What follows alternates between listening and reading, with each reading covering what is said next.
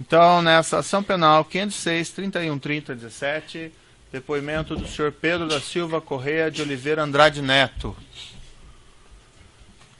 Senhor Pedro Correia.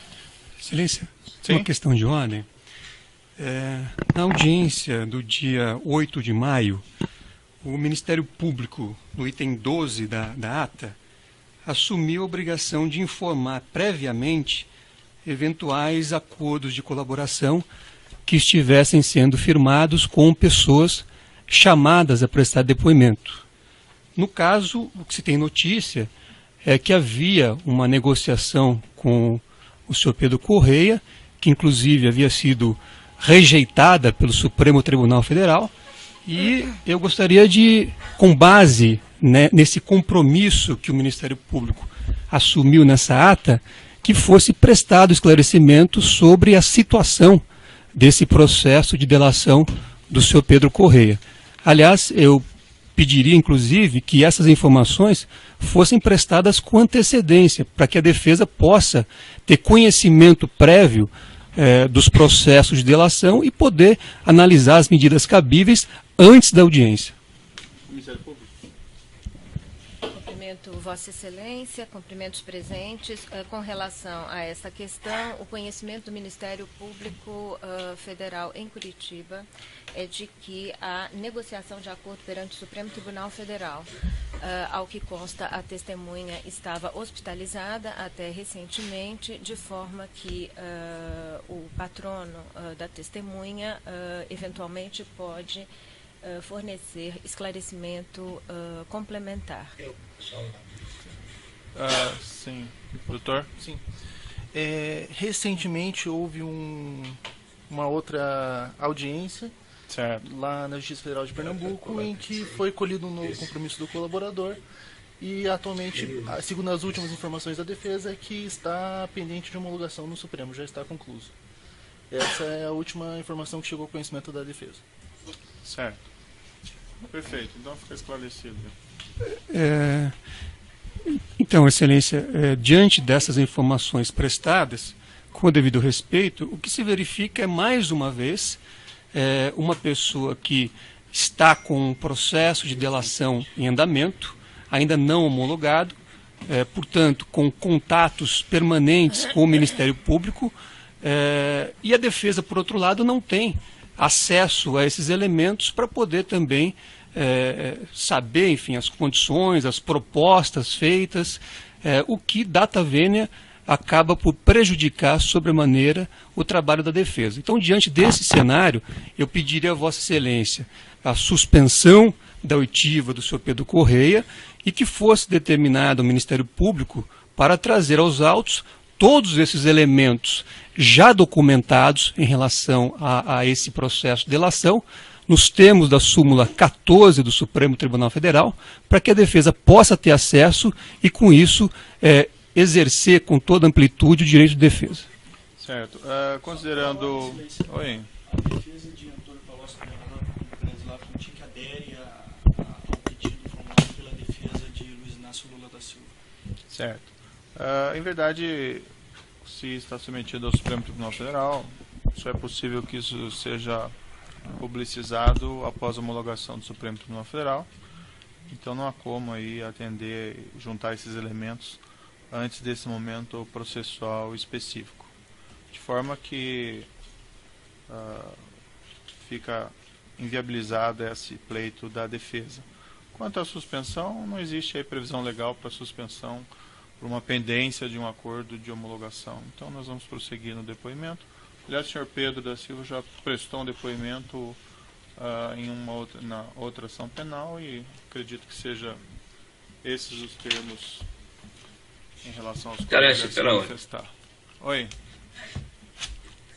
Eu ponderaria a Vossa Excelência que informasse aos advogados, nossos colegas adversos, que o Dr. Pedro Correia acaba de sair de uma cirurgia na coluna, tem pressão arterial elevada e há necessidade de que essa audiência se conduza da melhor forma possível, com respeito, para que não se repita o que aconteceu na audiência anterior. Essa ponderação que faria a Vossa Excelência. Perfeito, doutor. Eu acho que ficou entendido, o juiz vai tomar as medidas possíveis nesse sentido. Então, vamos começar. Então, nessa ação penal 506-3130-17, depoimento do senhor Pedro da Silva Correia de Oliveira Andrade Neto. Senhor Pedro Vou Correia. contraditar, Vossa Excelência. Oi? Vou contraditar a testemunha. Certo. Então, nos termos do artigo 214 do Código de Processo Penal, a defesa de Luiz Inácio Lula da Silva contradita o senhor Pedro Correia na medida em que já teve seu mandato parlamentar cassado em março de 2006 por quebra de decoro, também já foi condenado por esse juízo a pena de reclusão de mais de 20 anos e, como se sabe, teve recentemente sua proposta de delação rejeitada pelo Supremo Tribunal Federal, pelo ministro Teori Zavascki, por ausência de provas de suas alegações. Então, esse cenário mostra, com o devido respeito, que o senhor Pedro Correia não é pessoa digna de fé para prestar depoimento nesta ação na condição de testemunha. Certo. Ficar registrada a contradita, como dispõe o Código de Processo Penal, é tomado sempre o compromisso independentemente da contradita, fora nas causas ali legais especificadas. E as razões ali apontadas não são nenhuma das causas legais que impedem o compromisso. Então, vou tomar o compromisso do senhor Pedro, para o senhor depor como testemunha, dizendo apenas a verdade, certo? O senhor está então como testemunha. Na condição de testemunha, o senhor tem um compromisso com a justiça em dizer a verdade e responder as perguntas que lhe forem feitas, certo? Certo. Eu vou advertir o senhor que, se o senhor faltar com a verdade, o senhor fica sujeito a um processo criminal, certo? Certo. Eu não acompanho esse processo do senhor, desse acordo de colaboração que estaria em vistas lá no Supremo Tribunal Federal, mas eu vou dizer ao senhor, já que o senhor está com essa intenção, que no interesse da justiça é apenas alcançar aqui a verdade dos fatos, nada devendo ser exagerado e nada devendo ser excluído. Perfeito? Perfeito, doutor. Senhor Pedro, eu estou convencionado aqui nesse processo que nós aproveitaríamos os depoimentos prestados anteriormente por algumas testemunhas, e consta aqui que o senhor prestou já um depoimento perante esse mesmo juízo, isso numa audiência em 23 de novembro do ano passado, em uma ação penal que também tinha por acusado, entre outras pessoas, o senhor ex-presidente. O senhor se recorda daquele depoimento? Presidente Lula? Isso. Me recordo. Me recordo, sim. Perfeito. Daquele depoimento que o senhor prestou, o senhor teria alguma coisa que o senhor gostaria de retificar? Alguma coisa que o senhor falou ali que não corresponderia à verdade, pelo que o senhor sabe? Ou alguma coisa que o senhor não tenha dito, eventualmente, que seria relevante? Bom, eu gostaria só, porque teve uma confusão entre o meu depoimento que eu prestei à Procuradoria-Geral, os procuradores da Força Tarefa da Lava Jato, no dia 1º de setembro, e ao depoimento que eu prestei nesse juízo, em que eles diziam que os advogados da defesa do senhor Luiz Inácio Lula da Silva questionavam como é que eu sabia que ia ser testemunha. E eu disse claramente que eu não tinha conhecimento de que quando o senhor fazia alguém réu, a não ser o que via no noticiário. E muitas vezes a gente sabe que o noticiário não expressa a verdade. Alguns jornais dizem uma coisa, outros dizem outra, mas era o que eu tinha conhecimento. E como eu sou médico, não sou advogado, eu sempre achei, desde quando eu fui capa da Veja, dizendo que eu era o primeiro político a falar sobre os assuntos do ex-presidente Lula, que inclusive a fazenda que era do meu pai foi invadida pelo Movimento Sem Terra, eu fiquei consciente de que seria testemunha em todos os processos contra o ex-presidente Lula. E eu gostaria apenas de retificar, porque eu vi na televisão a parte da audiência do ex-presidente Lula, quando ele disse que não fazia nenhuma reunião comigo, até contou uma história do ex-governador Eduardo Campos, em que eu tinha dito que isso foi realmente aconteceu. Eu conversei isso com Eduardo Campos, quando eu disse a ele que, quando meu pai era deputado, tinha um chefe político dele do interior que dizia que naquela época não se falava em óculos escuros, era óculos Ray-Ban, que óculos Ray-Ban à noite, sapato branco e oposição era bonito nos outros. Isso Eduardo Campos me contou, que contou isso ao presidente, ele achou isso muito engraçado.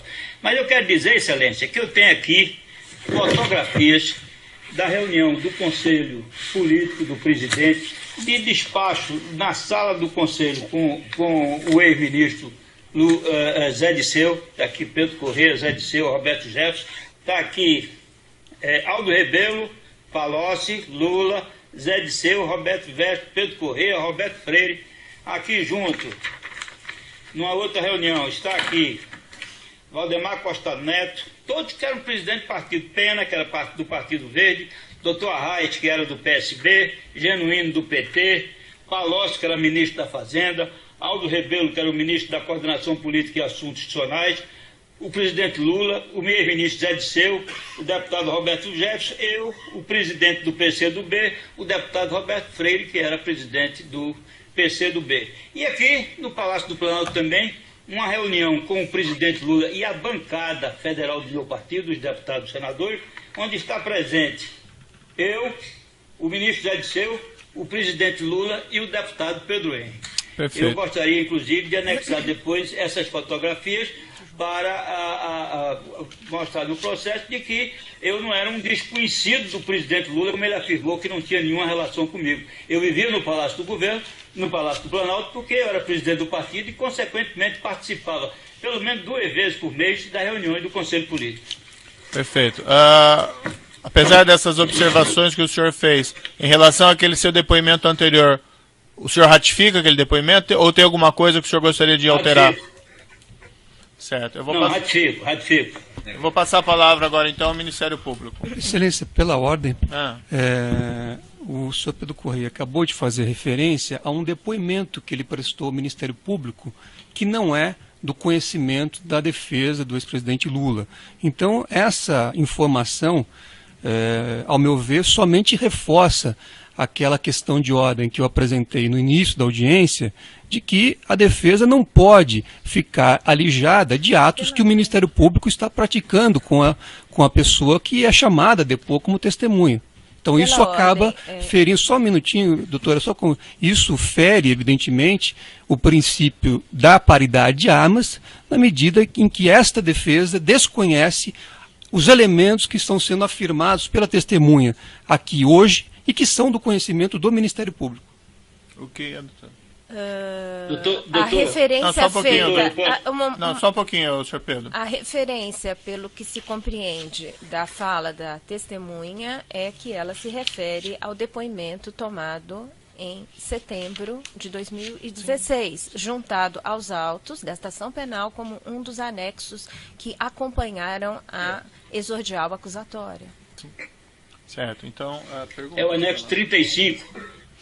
É o anexo 35, não é isso, doutora? Neste processo é um outro anexo, cujo número agora não tenho aqui, mas que está efetivamente referido amplamente na exordial acusatória. Perfeito. Então, feito o esclarecimento, perguntas? Tendo o senhor ratificado... Só uma questão, mas é uma questão relevante. Acho que eu tenho o direito de fazer levantar essa questão. O Ministério Público claramente selecionou peças de um processo de delação... Aí o doutor faz a reclamação no processo, no momento apropriado das alegações finais ou questionando a nulidade. Aqui nós estamos para ouvir a testemunha, não o doutor. Sim, mas a defesa tem a palavra também nas audiências. Eu lembro a Vossa Excelência que o Estatuto da OAB, no seu artigo 7º, inciso 10, permite ao advogado que levante as questões de ordem. Isso é lei. Já levantou a questão de ordem e já foi indeferido, nós estamos prosseguindo. Está indeferido essa questão de ordem. Pode fazer as perguntas, doutor? Senhor Pedro Corrêa, tendo o senhor ratificado integralmente seu depoimento prestado na ação penal referida pelo douto juízo, eu faço apenas breves questionamentos ao senhor. O senhor relatou que o Partido Progressista negociou, junto ao governo Lula, a nomeação de Paulo Roberto Costa para a diretoria de abastecimento da Petrobras. O senhor confirma? Confirmo. E que, nomeado, ele passou a arrecadar propina junto às empreiteiras que atuavam na Petrobras? O senhor confirma? Confirmo. O senhor disse que no princípio de 2005 e 2006. Pois não. No princípio de 2005 e 2006 tinham poucas obras. Então só tinha praticamente a Repar, que era a reforma da refinaria do Paraná, e mais a Replan. Depois, a partir de 2006, 2007, começaram a construção da refinaria, a Reneste, a todas as outras obras grandes, a Compégia, essa coisa, então os contratos foram maiores. E o senhor disse que não mantinha contato com as empreiteiras, que esse contato era feito por José Janene e por Alberto Youssef? Confirmo. É verdade. Nós tínhamos um acordo de nenhum parlamentar procurar os empresários. Quando nós fizemos a reunião da bancada, que escolhemos então os operadores, nós acertamos que só Janene procuraria os empresários para evitar de que o empresário ficasse sendo procurado por vários parlamentares e depois então ficasse dando desculpa, dizendo que acertou com fulano, acertou com cicrano. E entre essas empresas... Só um interlocutor... Pode prosseguir. Só um interlocutor é quem fazia esse trabalho, que era o deputado Janene, e quando ele adoeceu, ficou sendo então o senhor Alberto Youssef. E nesses contatos com as empreiteiras, eu pergunto ao senhor, a Odebrecht era uma dessas empreiteiras? Era sim.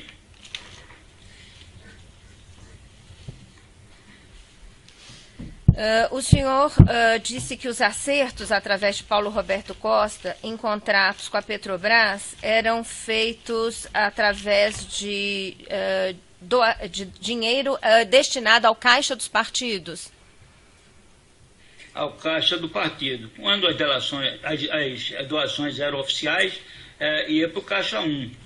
E quando as doações eram não oficiais, era um caixa 2 que não era do controle, do conhecimento do partido, mas que era feito então em espécie, por ordem de pagamento, e que era então um controle que nós tínhamos sem que o partido tomasse conhecimento. Era um caixa 2 que só os parlamentares tinham conhecimento disso. E a Odebrecht efetuou essas doações, esse pagamento de propina travestido de doações para o Partido Progressista? Isso eu não me recordo bem, mas acho que deve ter, sim, recursos de doações eleitorais e também recursos em espécie, ou feito através dos empresas do senhor Alberto Youssef, que transformava isso em espécie e mandava então, depois de separar as despesas operacionais, a despesa o que era para o Paulo Roberto e o que era para os operadores, mandava então o restante para o partido. Só uma questão de ordem. Só uma questão de ordem, Excelência. Eu pediria a Vossa Excelência que advertisse a testemunha que não cabe a ele dar aqui impressões. O artigo 212 do Código de Processo Penal é expresso nesse sentido. Então, se Vossa Excelência puder orientar e alertar a testemunha a respeito do 212, eu agradeceria a Vossa Excelência. Não vi nenhuma impressão, fica indeferida a questão, pode prosseguir nas perguntas. O senhor sabe dizer se houve pagamento de propina nos contratos da Repar e da Renest ao Partido Progressista? Sim, eram feitos, esses contratos tinham recursos que vinham para o partido, tanto da Renest como da Repar. E o senhor sabe dizer com que empresários da Odebrecht José Janene estabelecia contato? Não. Depois eu vim saber, quando estava no CMP, que eu vim saber que quem conversava com Janene era o Alexandrino e o Márcio Farias. Então, mas isso eu só soube depois que estava no CMP, porque eles me contaram de que eles conversavam com Janene e com Alberto Youssef. Mas eu não sabia, porque nós tínhamos um compromisso de não tomar conhecimento de como era feito as reuniões com os empresários. Eu não conhecia o senhor Márcio Farias, não conhecia o senhor Marcelo Odebrecht, não conhecia o senhor Alexandrino, não conhecia o senhor Rogério, não conhecia nenhuma dessas pessoas. Conheci no cárcere do CMP e da Polícia Federal. Quando houve pagamentos em espécie entregues por Alberto Youssef ou por José Janene ao grupo de parlamentares do Partido Progressista, houve referência em alguma dessas oportunidades a que esses pagamentos em espécie provinham da Odebrecht? E todas as empresas que trabalhavam com a Petrobras se dizia então que os recursos eram dessas empresas. Inclusive da Odebrecht? Inclusive da Odebrecht. Sem mais perguntas, Excelência. Sem de acusação, tem perguntas? Muito obrigado, doutor. Os defensores têm perguntas? Sim, eu, pela defesa de Luiz Inácio Lula da Silva, Senhor Pedro Correia, bom dia. O senhor fez referência aqui no início do seu depoimento a reuniões do Conselho Político. O senhor pode descrever o que era o Conselho Político no governo do ex-presidente Lula? Era um conselho que era feito de reuniões com os presidentes dos partidos da base aliada, muitas vezes acompanhado de sua liderança na Câmara e no Senado, e onde se tratavam, primeiro, da pauta parlamentar, dos assuntos que seriam tratados na Câmara dos Deputados, projetos de lei, das medidas provisórias, daquilo que seria do dia a dia aprovado ou não do interesse do governo, e nós então discutimos isso. E também nós discutimos o grau de satisfação das bancadas, porque isso era uma maneira de se avaliar como é que estava a posição do governo em relação a sua sustentação, sua base de sustentação na Câmara e no Senado. Então fazíamos essas reuniões onde discutíamos esses assuntos todos e também levávamos as preocupações dos nossos parlamentares, as preocupações junto aos ministros, junto ao governo, quando nós estávamos procurando aqueles diretores que tinham sido nomeados para atender os parlamentares do ponto de vista financeiro ou do ponto de vista político, para levar as obras, para levar os recursos federais para os seus municípios, para os seus estados. Então nós discutimos isso, e então o presidente, normalmente, depois da reunião do Conselho Político, ele fazia um despacho com cada um desses presidentes, e aí nós levamos as queixas, e ele chamava o ministro da DCE, ou o ministro da área, era o ministro, sobretudo o ministro da DCE, o ministro Aldo Rebelo, depois quando ele chegou para ser coordenador da coordenação política e assuntos institucionais, e então ele fazia, ele cobrava para que os partidos pudessem ser atendidos e que ele pudesse ter uma base de sustentação tranquila no Congresso Nacional. Certo. Bom dia para o senhor também, doutor. Bom dia. Bom dia para o senhor também. Bom dia. Essas reuniões do Conselho Político eram reuniões, enfim, que as pessoas tinham conhecimento, a imprensa acompanhava a época, ou eram reuniões que não eram do conhecimento de ninguém? Não, conhecimento de todo o país. Os principais jornais noticiavam sempre, porque eram reuniões onde estavam presentes as lideranças mais importantes do Congresso Nacional. Correto. Com a liderança política do governo, sobretudo os ministros que tinham ligações com o governo, e muitas vezes nos assuntos setoriais que seriam discutidos, a aprovação de uma medida provisória, a aprovação de um projeto de lei, e então o ministro, cuja parte estava sendo discutido aquele assunto, e que ele tinha interesse na aprovação desse processo. E então ele ia lá, explicava, mostrava como é que podia ser feito, o que é que ele podia conceder, o que é que não podia conceder, para que a gente pudesse fazer uma negociação e pudesse então chegar a bom termo quando da votação desses projetos, dessa medida provisória ou dessas projetos de emenda constitucional, o que fosse, para que a gente pudesse então alimentar a nossa base, tirar as dúvidas dos parlamentares e fazer então uma votação tranquila. Correto. Durante aqui as suas respostas à doutora Procuradora da República, o senhor fez a afirmação de que havia um compromisso de não tomar conhecimento de como eram feitas as reuniões com as empresas e empresários. É isso que o senhor disse, correto? É verdade. Só o deputado Zé Janene e o senhor Alberto Youssef, esses operadores que tinham sido escolhidos como os operadores da bancada, eles é que tinham contato com os empresários para que ficasse tudo sobre uma pessoa somente, e essa pessoa depois então traria os esclarecimentos para o restante da bancada. Correto. Mas o senhor então não participava dessas reuniões? Dessas reuniões com o empresário, não. Correto. Eu queria também agora voltar um pouco a informação que o senhor deu com relação àquele depoimento no Ministério Público, que o senhor teria sido alertado sobre indagações feitas pela defesa do ex-presidente Lula em audiência. O senhor pode explicar melhor o que aconteceu exatamente, em que contexto isso ocorreu? Não, acho que foi Vossa Senhoria e na audiência em que eu estava, disse como é que eu saberia que seria testemunha de um processo que foi denunciado o ex-presidente Lula no dia 14 e eu tinha prestado um depoimento no dia 1º.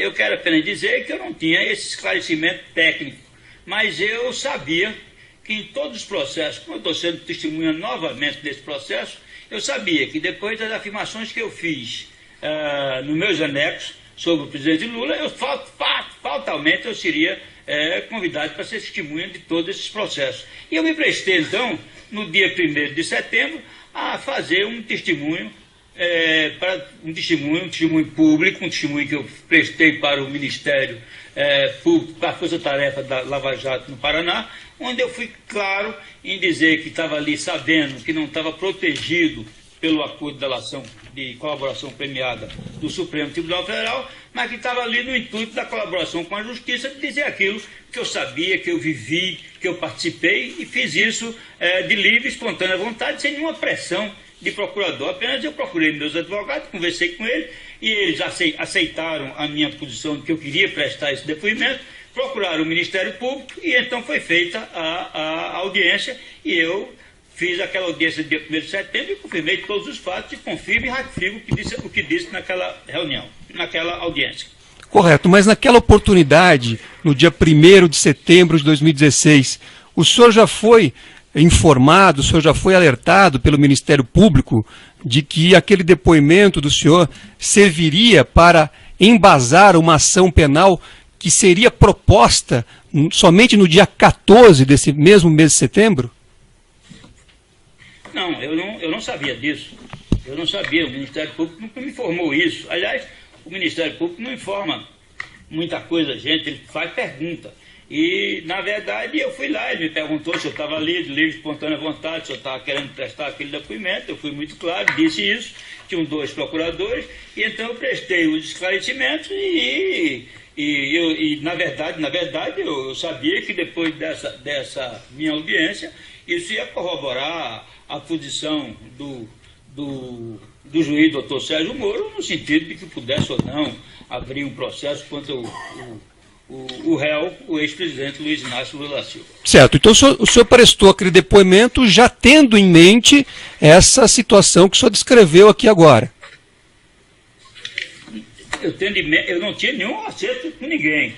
Eu não tinha nenhum compromisso, nem o juiz do doutor Sérgio Moro, nem o Ministério Público tinha nenhum compromisso comigo de que isso fosse transformar o senhor Luiz Inácio em réu. Isso não existia, esse compromisso. Mas eu que sou um homem de 70 anos, já vivido essa coisa, evidentemente que eu achava que isso ia no futuro, ia fazer com que eu fosse testemunha contra como já se dizia, eu já sabia disso desde a época que estourou o vazamento de parte de anexo da minha colaboração, vazou e foi publicado na Veja e eu fui capa da Veja. Então, desde esse momento, eu sabia que seria testemunha em qualquer processo contra o presidente Lula. Certo. No depoimento que o senhor prestou aqui anteriormente, naquele processo que foi referido pelo magistrado no início da audiência, o senhor disse o seguinte, respondendo a uma questão que eu formulei ao senhor.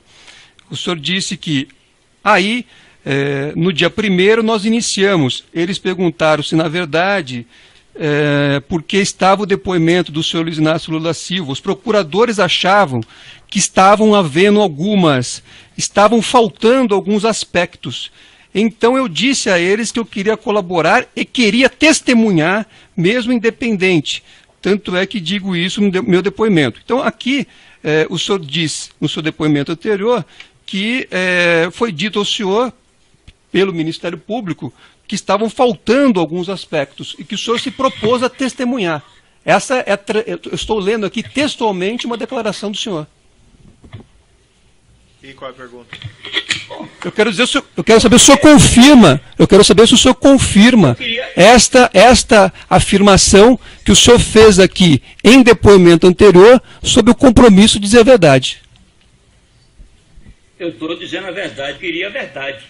E na verdade, eu refiz vários dos meus, porque o senhor disse que meu acordo foi rejeitado, e não é verdade. Não é verdade, meu acordo nunca foi rejeitado, meu acordo foi devolvido à Procuradoria-Geral da República para que fosse complementado os anexos. Então, eu não tive nenhum acordo de colaboração rejeitado. Isso, desde o princípio, a defesa do senhor Inácio Lula da Silva vem dizendo isso, o que é uma inverdade, não é verdade.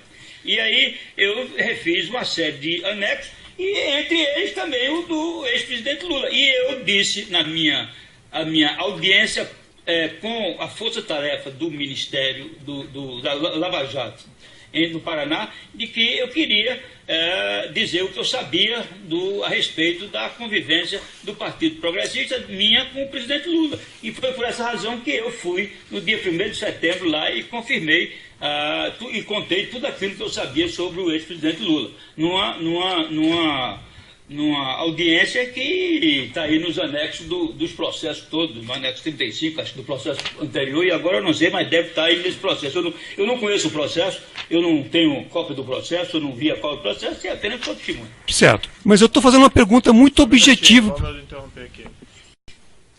Então, nessa ação penal 506, 31, 30, 17, continuidade do depoimento do senhor Pedro Correia, continuidade da palavra da defesa do senhor Luiz Inácio.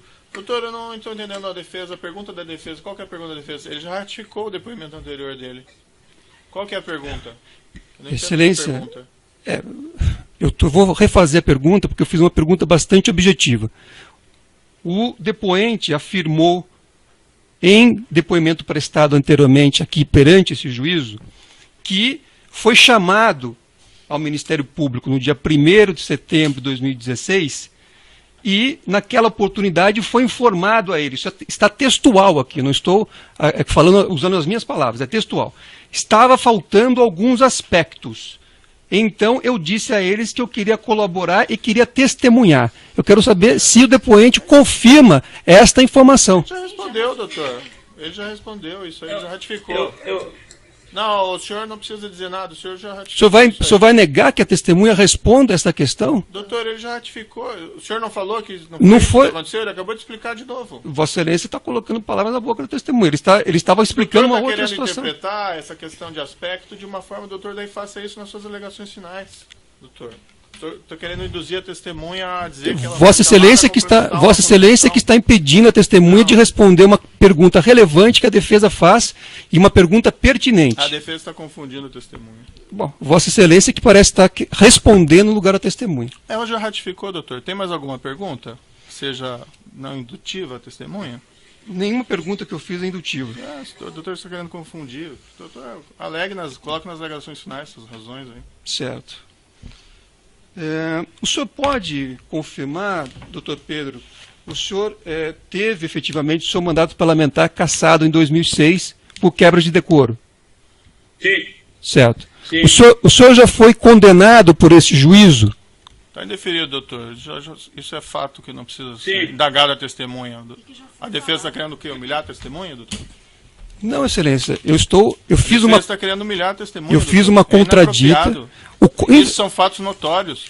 Nós colocamos isso já no começo. Mais alguma pergunta? Eu gostaria de esclarecer que o Código de Processo Penal estabelece alguns requisitos para testemunhar. Então a defesa tem o direito de fazer a sua prova. Foi feita a contradita no começo. Tem alguma pergunta sobre fatos? Que a testemunha eu fiz as perguntas. Se as perguntas, infelizmente, incomodam, eu lamento. Mas eu já fiz as perguntas e não tenho mais perguntas a fazer. Que bom. Algum outro defensor tem perguntas? O juiz não tem questões a serem colocadas. Eu declaro encerrado, então, o depoimento da testemunha do senhor Pedro Correia. Pode interromper a gravação.